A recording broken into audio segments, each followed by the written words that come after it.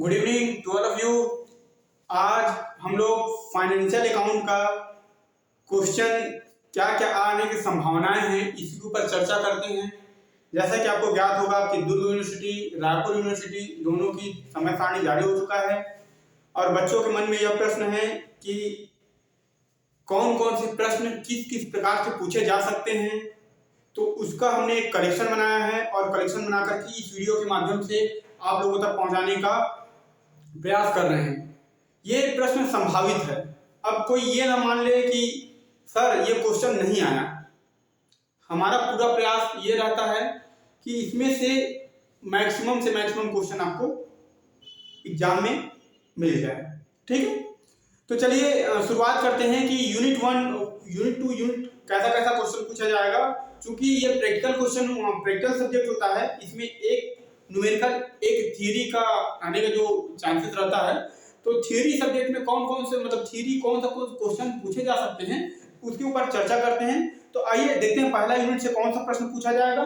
तो पहला यूनिट से पूंजीगत एवं आयगत व्यय, पूंजीगत एवं आयगत व्यय को उदाहरण सही समझाइए कि कौन सा हमारा कैपिटल एक्सपेंडिचर है, कौन सा हमारा रेवेन्यू एक्सपेंडिचर, उसको उदाहरण दे देकर के हमको समझाना है। इसमें अंतर, इसमें क्या अंतर है उसको बताना, इसमें अंतर बताइए, इसमें क्या डिफरेंसेस है उसको क्या करना बताना है कि आयगत और पूंजीगत में क्या अंतर है, डिफरेंसेस है। दूसरा क्वेश्चन, लेखांकन मानक क्या है, what is accounting standard, accounting standard क्या है, क्यों आवश्यक है, इसको इसकी जो है जरूरत क्यों, नीड क्यों है।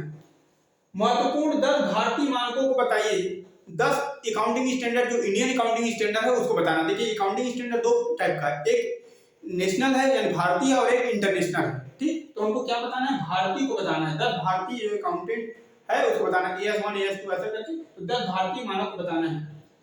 यूनिट 2, यूनिट 2 में जो क्वेश्चन आने की संभावना है वो है परीक्षा सूची। तलपट क्या है, व्हाट इज ट्रायल बैलेंस, यह क्यों बनाया जाता है, व्हाई इट इज प्रिपेयर्ड। क्या परीक्षा सूची का मिलान लेखांकन का पूर्ण शुद्धता का प्रमाण है। क्या अगर हमारा ट्रायल बैलेंस टैली हो जाता है तो इसका मतलब क्या वो एक्यूरेसी है, एक्यूरेट है, उसका कोई सर्टिफिकेट, एक्यूरेसी का सर्टिफिकेट है, इसके बारे में पूछ रहा है। तो इसमें परीक्षा सूची क्या है, यह क्यों बनाया जाता है, क्या परीक्षा सूची का मिलान लेखांकन का पूर्ण शुद्धता का प्रमाण है, एक्यूरेसी का जो है प्रमाण पत्र है कि नहीं है उसको बताना है। दूसरा क्वेश्चन, अशुद्धियों के सुधार से आप क्या समझते हैं, what do you understand by rectification of error. Rectification of error के बारे में बोला है, एक पक्षीय व द्विपक्षीय अशुद्धियों, वन साइड एरर और टू साइड एरर, और उसके सुधार को स्पष्ट रूप से लिखिए, उसका रेक्टिफिकेशन कैसे कर सकते हैं इसके बारे में हमको क्या करना है, लिखना है। इसके बाद यूनिट 3, यूनिट 3 में क्या है, ह्रास किसे कहते हैं, व्हाट इज डेप्रिसिएशन, ह्रास का क्या कारण होते हैं, रीजन बताना है, what is the reason of depreciation. इसके विभिन्न विधियों को बताइए, इसकी कौन कौन सी विधि है उसको क्या करना हमको बताना है।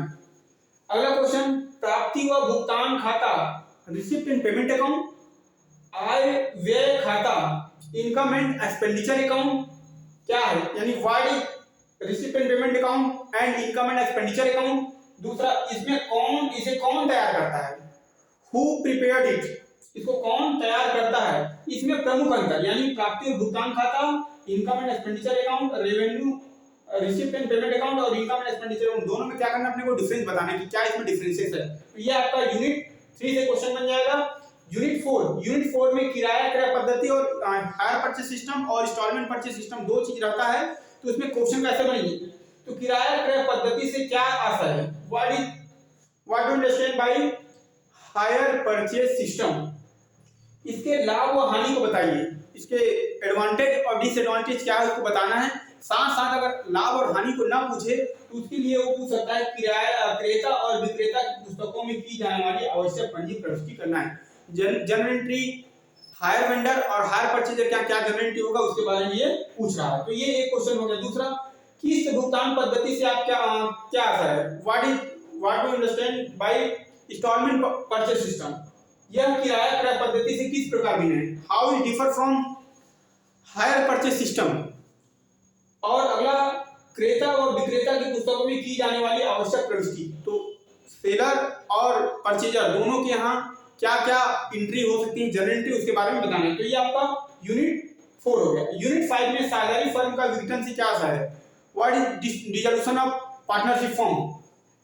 विघटन की विधियां क्या है? What is the method of dissolution of the firm? उसके बाद पंजी प्रविष्टि दीजिए। उसमें विघटन की विधि तो देना, साथ साथ इसमें कौन कौन से जर्नल एंट्री होते हैं, पंजी प्रविष्टि होते हैं, उसको बताना है। उसके बाद या उसके खाता उसके अकाउंट को बनाने के बारे में बात करना है। फिर लास्ट क्वेश्चन है साझेदारी फर्म का एकीकरण से आप क्या समझते हैं? What do you understand by amalgamation of partnership firm? Partnership firm दो अगर पार्टनरशिप अलग अलग फर्म है वो एक साथ क्यों आता है, उससे क्या आता है? इसमें हस्तांतरक व हस्तांतरित कंपनी के पुस्तकों में आवश्यक प्रविष्टि कीजिए। जब दो साझेदारी फर्म एक साथ आते हैं, जैसे ए और बी दोनों एक साथ आकर के ए बी फर्म का निर्माण कर रहा है, तो ये होगा ट्रांसफरर कंपनी और ये होगा ट्रांसफरी। ठीक, तो इनके बुक में क्या एंट्री होगा और इनके बुक में क्या एंट्री होगा, ये प्रश्न ये पूछ रहा है। तो इस प्रकार आपका ये संभावित प्रश्न है वित्तीय लेखांकन का, जो कि बहुत ही इंपॉर्टेंट है। इसको आप अच्छे से पढ़िए, जिससे आप अच्छे से अच्छा नंबर पा सकते हैं। साल भर आप तैयारी नहीं कर पाए हैं कोई बात नहीं, लेकिन ये इंपॉर्टेंट क्वेश्चन ये मिला हुआ है, कुछ न्यूमेरिकल और कुछ थियोरेटिकल पोर्शन को करके जाइए, आपको निश्चित ही अच्छा नंबर मिलेगा। ये हमारा आशा नहीं पूर्ण विश्वास है। धन्यवाद।